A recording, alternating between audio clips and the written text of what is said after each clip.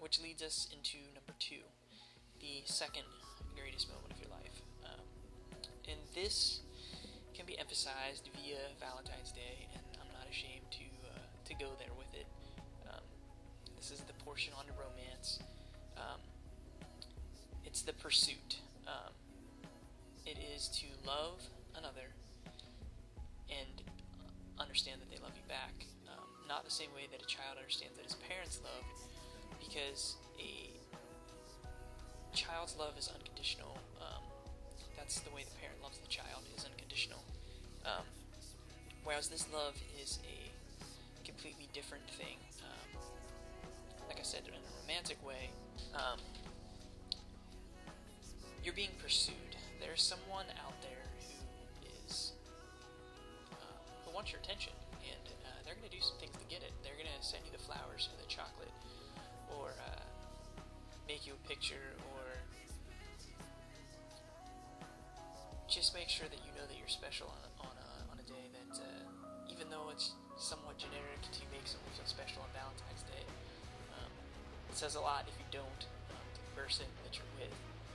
But this romantic pursuit is also a representation of God and how He chases after us. And the Old Testament talks about God being a jealous God, and that's true. He is jealous, and He doesn't want us worshiping other gods and things like that. But this romantic love is something that you need to understand, that in that pursuit, when you're chasing after someone, if you were chasing God as much as you chase after the girl with the pretty face or the swinging her hips, and not to say that you can't do that, because that's one of the reasons God put us here. There's no better place than Earth to love, as Robert Frost said. But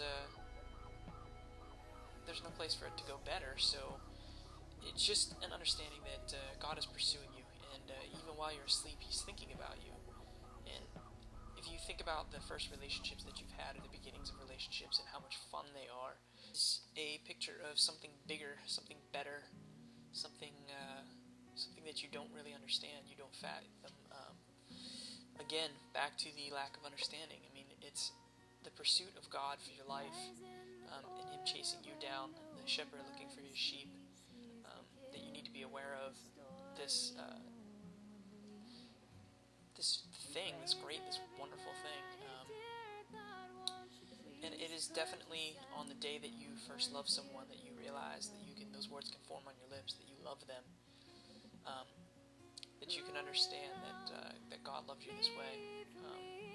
That would be I believe, the second greatest moment of your life. That recognition, another chance, as I was saying earlier, to be surprised by joy, something unexpected. If you can understand that, if you can comprehend that, then my hat is off to you, because you're going to be a better person for it. This brings me up to the third, the numero 3. That was totally wrong. But yeah, the third greatest moment of your life, and this is going to be the full circle of things. This would be when you have a child yourself. To understand what it is to love as the creator for the created. Again, a representation of God. When a child is born to a man and woman, and they love that child, and they've created it, and it's something that is a gift. So everybody calls children gifts, and they're definitely joys in our lives. But it's a love that isn't like any other, and it can't even be compared. It's a love that you only know, and obviously I don't have any children yet, but something that I could touch on, because my nephew's close to my heart, and I watch my sister, who, as at one point, you would have called her a self-centered person. Through the course of having a child, she's slowly come out of some of those old and bad habits, and she's becoming something different, something more, and it's her understanding of her love for her son, that she can identify that God loves her because He created her, and it is a strange thing to think about that you could well, let's reference it like this. An artist paints a painting, and in that painting he pours all of his emotion, his heart, everything that he loves, he pours into this painting, and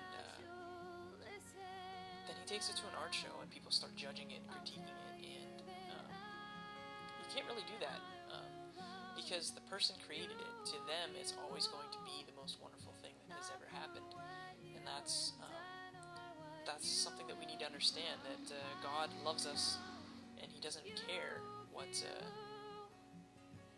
color our eyes are, or if we had a bad haircut, and all of those little insecurities that we worry about. That God created us, and He created us. We are fearfully and wonderfully made.